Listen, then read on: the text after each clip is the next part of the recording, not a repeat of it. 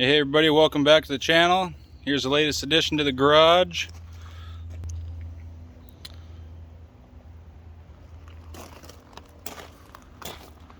'57 210.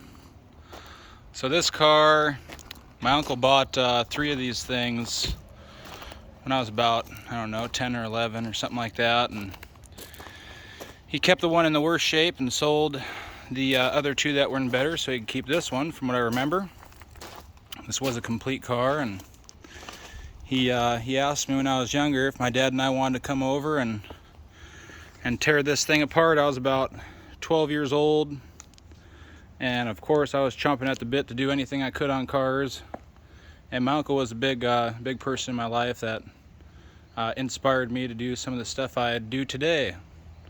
So I remember being inside this thing and taking all the trim off the around the windows and unbolting the seat, and he gave me a knife and said, go ahead, cut out the headliner.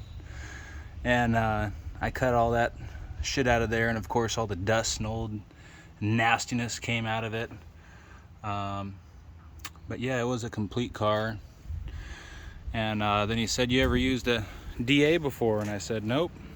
So he handed me a DA, and right now, sitting here, it's about up to my shoulders. So I know I wasn't this tall when I was 12 years old, so I must have been standing on a crate. But he gave me that DA, and he said, don't you stop moving, because you will warp the shit out of the roof. So I sanded this side of the roof, and man, that metal's getting hot in the sun. But there was a low spot that I can remember. Man, that's hot.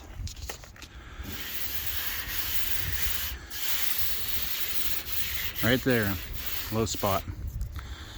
And I was going back and forth with the DA, and then all of a sudden, I'd go back right here a little bit, and he was on the other side doing it, and he says, don't you stop moving, you're gonna warp my roof, I'm gonna be pissed.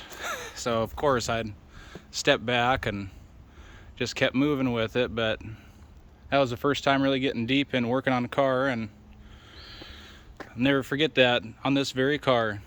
And yeah, pretty crazy. My aunt has a picture of me I'll have to try to find, where all of us, my dad, my uncle, were standing out in the back of the car once we got done, and I looked like a damn coal miner. I was just black from head to toe pretty much. But yeah, it'll need some replacement metal, but that is okay.